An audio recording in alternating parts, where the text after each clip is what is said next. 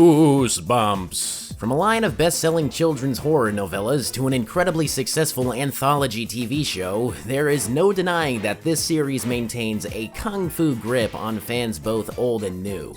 Beginning way back in 1992 and holding an incredible amount of cultural relevancy from my time during primary school through to now, there is no doubt that Goosebumps will remain for years to come. You've got the books, the show, the movies, and last but not least, the video games. That's right, Goosebumps video games. 7 in total, but these 2 are mobile games, and I'm not really feeling them right now, so 5. And you bet your ass we're playing them this episode. So without further ado, viewer beware, you're in for a scare.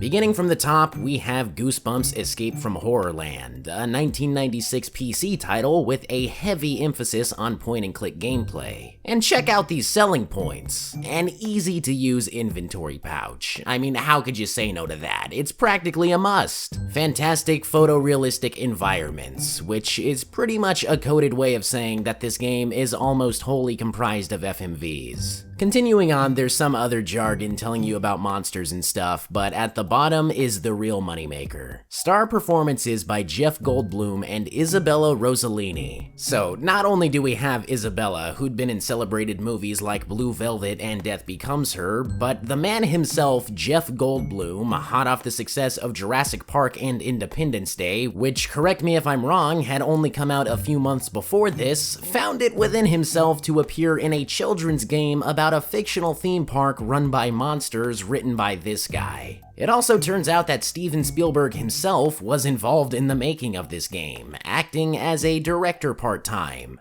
That is incredible. So the game starts and we're quickly introduced to Lizzie, a girl in a real predicament as her brother Luke and his friend Clay have mysteriously disappeared. Without even a moment to gather your bearings, the two of you are suddenly whisked away to Horrorland, where you're faced with the task of finding out just what the hell is going on. If the names Lizzie, Luke, and Clay sound familiar, it's because this game is actually a sequel to the book One Day at Horrorland, and is strangely enough considered to take place within a multiverse of sorts, as numerous other entries into the series contradict one another and conflict with certain aspects of the canon. And just to add to the confusion, one of these books was called Goosebumps Escape from Horrorland. Like, was there no other option here? Also, yes, Goosebumps has a canon story that must be followed.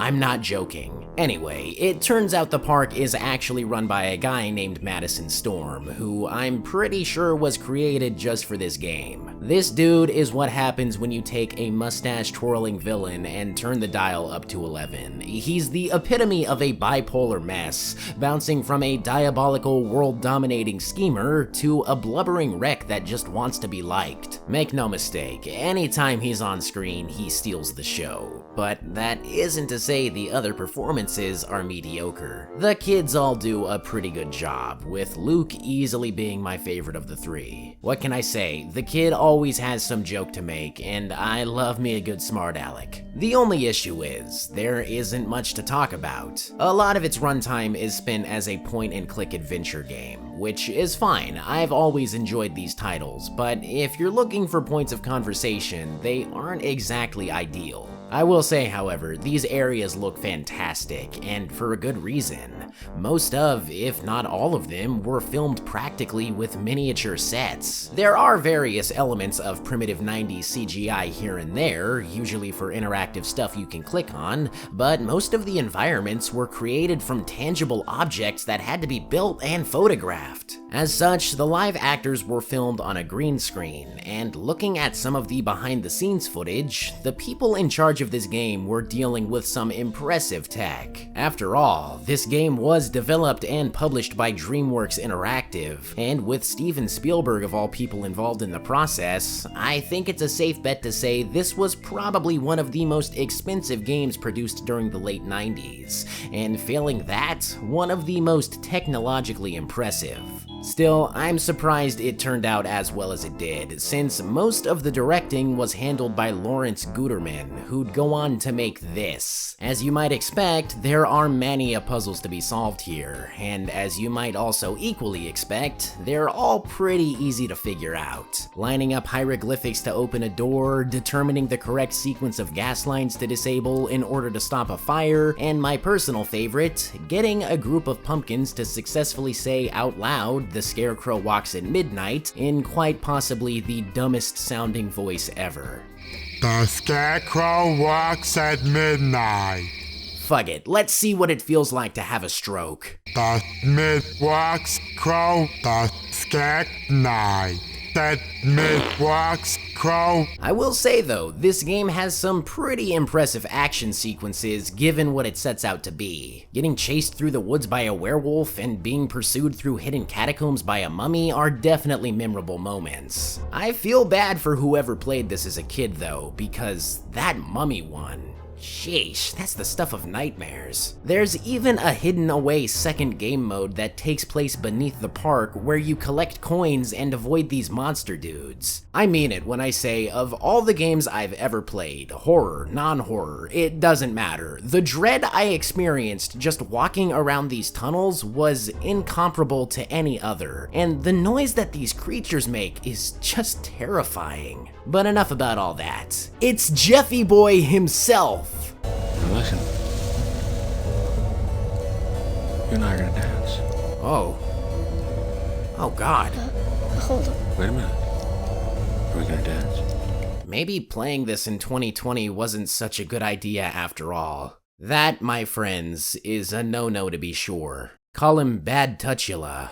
You know, for as much as I've praised this game, given its retrospectively impressive use of technology, there is no denying that certain parts have not aged well. For instance, being a point and click, it has to compensate for players taking their time to make decisions and such, so the characters on screen have to enter into an idle animation. But instead of loading into separate footage, the clips just kinda loop, which leads to the kids either looking like they really have to pee, or just shaking while they stand in place. Then there's this whole part when Lizzie is being chased by Lady Cadaver, and the only way to progress is by dropping a bed on her. I mean, this already looks awkward enough, what with the two running in circles, but then you get to the bed dropping, and if this isn't the jankiest shit you've ever seen, then I am truly blown away.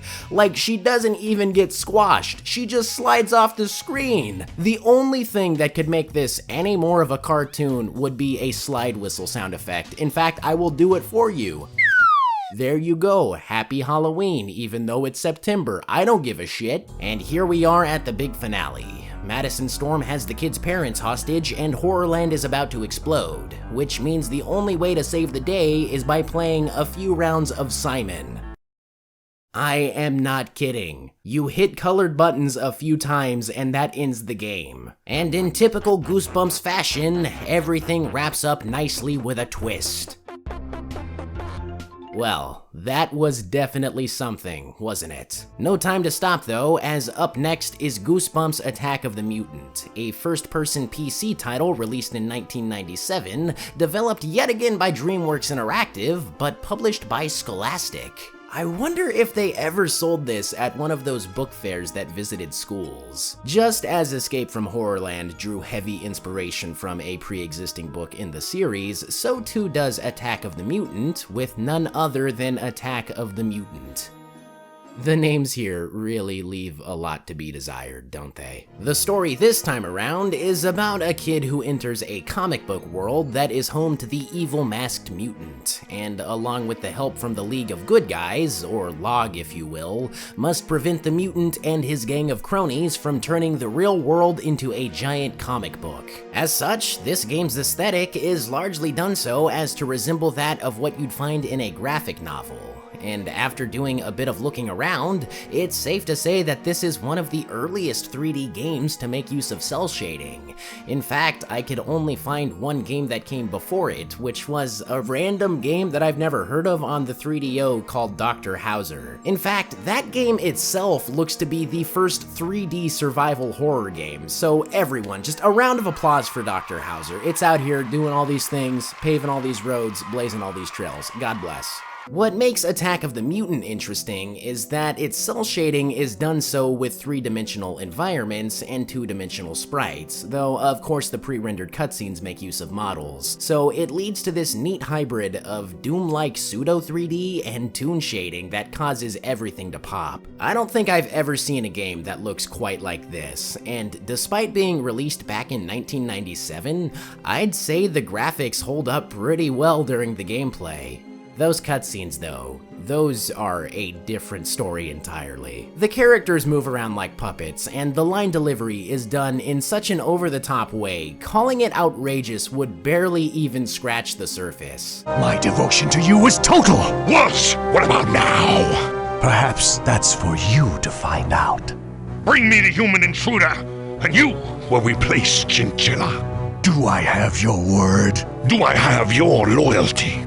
Extreme close-up! Like, I get it. When you get two performers like Adam West and Jim Belushi, you either go big or go home, and you can tell that these two are having fun playing these characters. But just watch this. I think I found a way to get to that horrible beam! Gotta zoom! All I can say is, it's one thing to chew the scenery, but another to devour it entirely. But what about the gameplay? Well, as you can see, it's your standard Doom clone, though unlike most, which have seen revisions, re-releases, and even remakes, time has not been kind to the way it controls. Yeah, you can remap the bindings to your heart's content, but the sad truth of it is, there's no mouse look. The only way to control the camera is with the keyboard, and if you want to strafe, well, you've got to hit a combination of keys beforehand. Normally, this isn't much of a problem. You're either walking around exploring rooms looking for stuff to find or fighting enemies, so there isn't much of a need for any of that extra stuff. However, it's when the game introduces platforming that this becomes an issue, and listen to me when I say this game likes its platforming. Like, more than a game like this should. The game even goes the extra mile by having platforming in an ice level. Have you ever heard of hell?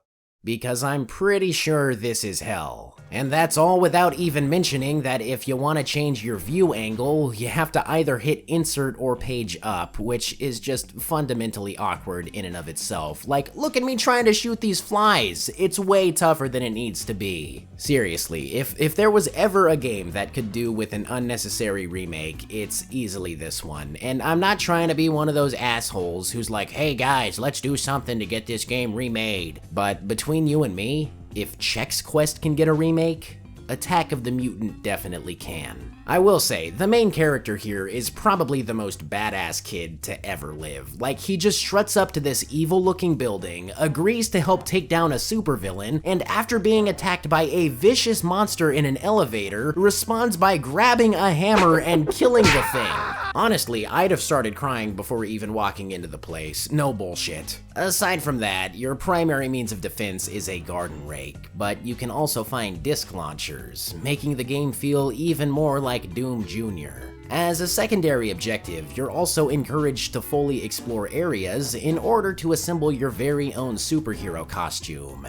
And going off of this diagram, creating one of these is serious business. I mean, how could it not be? What with requiring a power belt, League of Good Guys emblem, and most importantly, a cool mask. Rule number one of being a superhero, you've gotta have a cool mask. Sure, the mutant looks like the love child of Bible Man and Ultralord, but he's definitely gotten the mask thing figured out. Speaking of the mutant himself, I have a real hard time understanding his motive. Like, okay, he wants to turn the world into a giant comic book.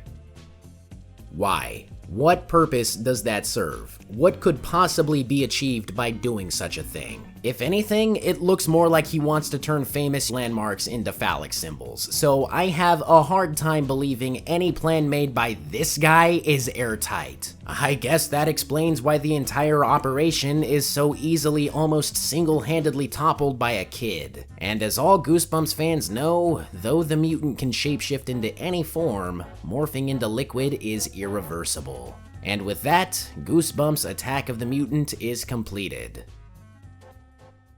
But the scare train just keeps on chugging along as we arrive at the first big Goosebumps game I remember, Goosebumps Horrorland. This game right here, released at what was probably the fever pitch of my personal love for Goosebumps, and I don't think I could possibly hope to convey how stupidly hyped I was for this to come out. So I'm just gonna skip all that and we're just gonna talk about how it holds up now instead. Well, the game begins looking a hell of a lot like Monster House, as this kid and his friend receive tickets to the Horrorland amusement park. I will say, these two kids sound an awful lot like grown men, and no, I'm not blissfully ignorant to the fact that it's easier to hire an adult voice actor to voice a child character, but come on, these two aren't even trying. Horrorland, the world's greatest horror-themed amusement park.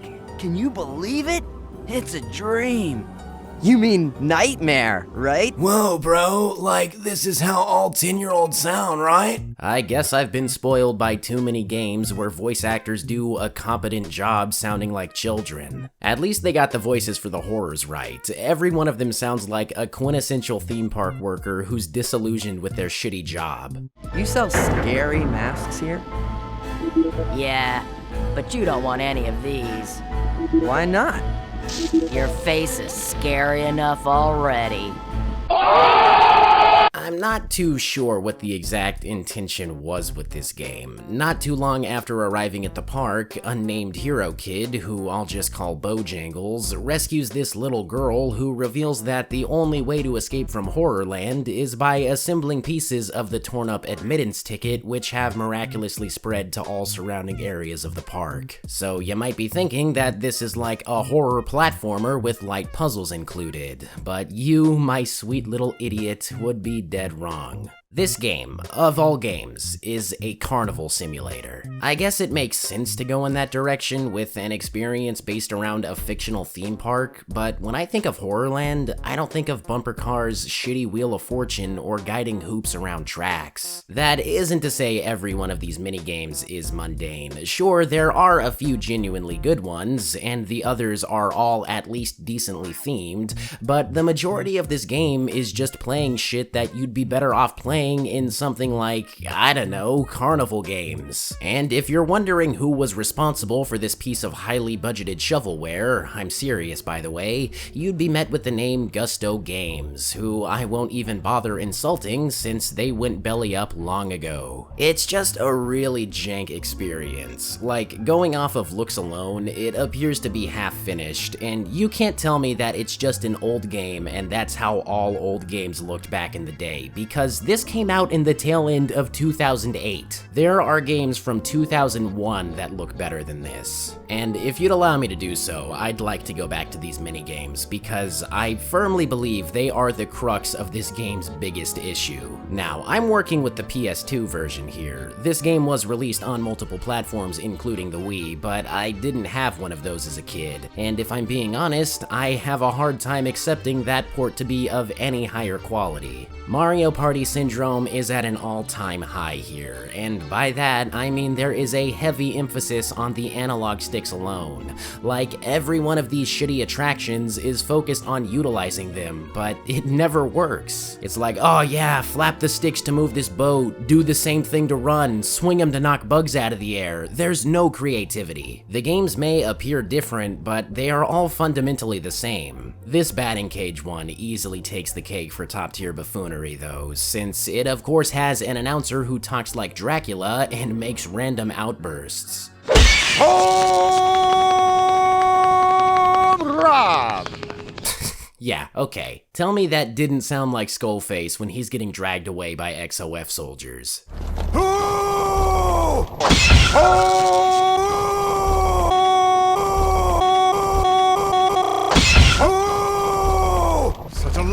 revenge. Home run! Then you've got these roller coasters where one stick looks around and the other aims, but neither of them actually matter because 90% of the time you don't even know what direction to face on account of being given severe vertigo from the shambolic movement. And wow, this one is just straight up jacking off the enemies. To kill them, you must aim the gun and then shift the right stick up and down. Viewer be iffy, you're in for a stiffy. I'm so sorry, I only want it to end. Anything outside of these games is just wandering around the park collecting tokens, which are of course used to go on rides, but that can only be done once you've accumulated enough fright points, which are awarded based on how you perform during challenges. But the good news is, I've successfully reassembled the ticket and have escaped the nightmare. Oh, and the little girl's a monster. Honestly, I couldn't care less. What's funny is that there exists a YouTube channel run by one of the game's animators that actually showcases various bits of the game in an unfinished state, with part of this ending being one of them. Damn, I said the game looked unfinished before, but this is a whole new level of scuff, and somehow the voices are even worse. I want your blood! Nate, come on. Nate! Okie dokie, folks, now we're really coming down to the wire. Fortunately, there isn't much to talk about with the next game, as in a way, it returns to what you could consider the game series' roots and is a point-and-click adventure. Yes, Goosebumps the game, released as a tie-in with the 2015 film that saw Jack Black doing a weird voice as R.L. Stine, has all the trappings of a classic PC point-and-click game. However, calls for a surprising amount of knowledge dedicated to the books themselves. As such, many of its puzzles and scenarios test your memory of various Goosebumps trivia, such as how to defeat the dreaded monster blood, and why you shouldn't accept prune juice from strangers who claim to be distant relatives. Fuck it, I just wouldn't let him in my house. It's a charming, neat little game that is honestly only good for an initial playthrough, as any further attempts will be met with knowledge of how to progress with very little hidden goodies to find. Still, you could do a lot worse. After all, it was developed by WayForward, and they're no strangers to high quality. Honestly, I'd say play this game for its graphics alone. I know it sounds funny, but the characters and environments here look fantastic. It's actually kinda spooky too. The music has this uneasiness to it. In a weird way, it kind of reminds me of the various themes from the Resident Evil series, just really mysterious yet strangely beautiful. Add to that genuinely tense moments that see you pursued by killer slime and even being chased through pitch black corridors, and it's just a really solid experience. But okay, what say we wrap up this episode of Frights with the latest game to grace fans and non-fans alike, Goosebumps Dead of Night. This time around, you play as a character named Twist who has to prevent Slappy from releasing various monsters from Goosebumps stories. Along the way, you're guided by R.L. Stine himself, voiced of course by Jack Black, who is trapped inside of a typewriter. The aim of things is simply collecting the scattered pages from Night of the Living Dummy so you can reassemble the book and put an end to things. Along the way, you explore different areas, including Stine's own home, a giant greenhouse, and even Tesla Tower, while avoiding enemies and the like. This is very much a modern survival horror title. If Attack of the Mutant was Doom for kids, this is baby's first Amnesia, or Outlast if you prefer. Most head-on encounters can't be survived. You have to instead either run away or make use of designated hiding spots before resuming your exploration. Fortunately, the AI is about as dumb as you'd expect in these kinds of games, so it's easy to take advantage of their pathing with very few interruptions along the way. Hell, some of them are straight out of Metal Gear Solid with visible cones of vision, so staying hidden is as easy as just not being in front of them. I don't know, I really want to like this game, but it's just so bland and I guess unfinished looking that it's hard to find any real moments of enjoyment. Looking around the conservatory to find stuff to make an antidote was neat, but the rest of the game is either solving puzzles that are all too easy, or horror stealth that makes you wish you were playing something else. The last stretch of the game is spent with a weapon, though it quickly becomes apparent that the only strategy for surviving is keeping moving far enough from enemies while you shoot them. I suppose a bit of leeway is in order. After all, this is just an enhanced version of Goosebumps Night of Scares, which was the latter of those two mobile games I didn't feel like talking about. But then you get to the point of the game being sold for $40 despite being nothing more than a budget title. Not trying to be a dick, but there are plenty of other games you can buy for a fraction of that cost that'll not only last you longer, but also look and play better. If anything, I feel bad for the developers Cosmic Forces. Looking at their track record, these are the only two games they've ever made, so for the time being, there's going to be an exclusive association between the two. And that is the true horror to be found here.